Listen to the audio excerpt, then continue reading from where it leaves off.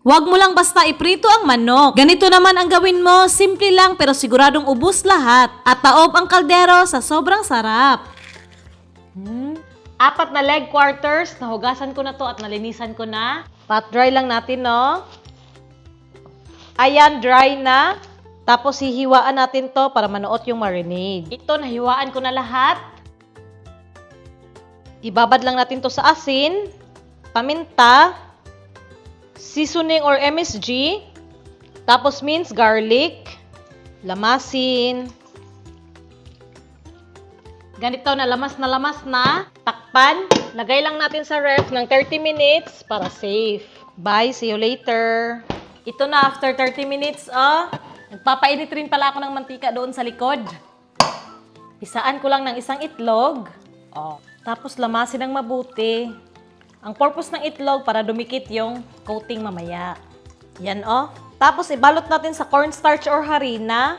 Pero cornstarch yung ginamit ko, guys, para mas malutong. Mas gusto ko talaga ang cornstarch. Yan, balutin lang ng mabuti, no? Pero wag masyadong makapal. Tapos taktak. Bago natin ilunod ang manok, i-check muna natin ang mantika kung mainit na ba. Yan, mainit na yan. At lunod na natin.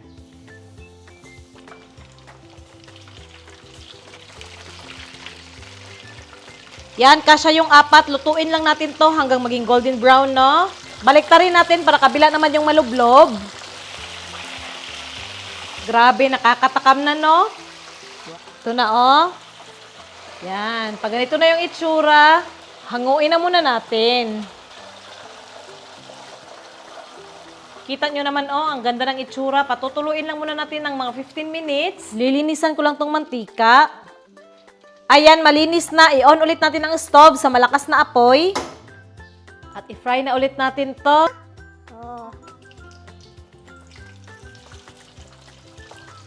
Yan, sa 2 minuto lang para sure tayong luto at mas malutong. Tapos sa kabila naman, sarap, oy. Ayan na, Ang ganda. Hanguin na natin.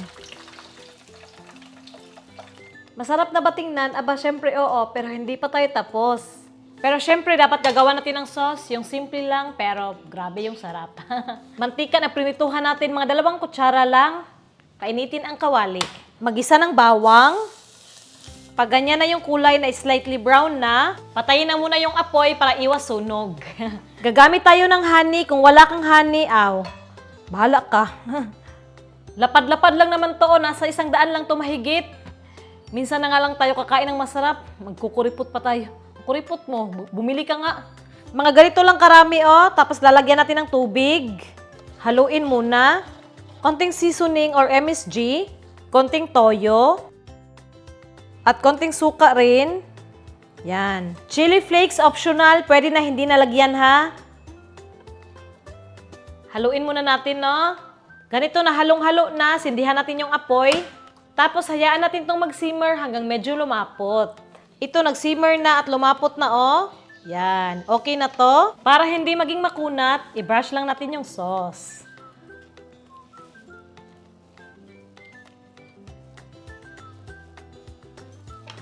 Ayan na, wow.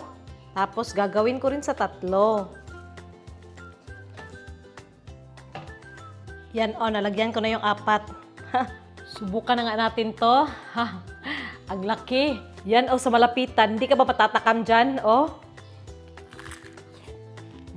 Wow. Ang sarap.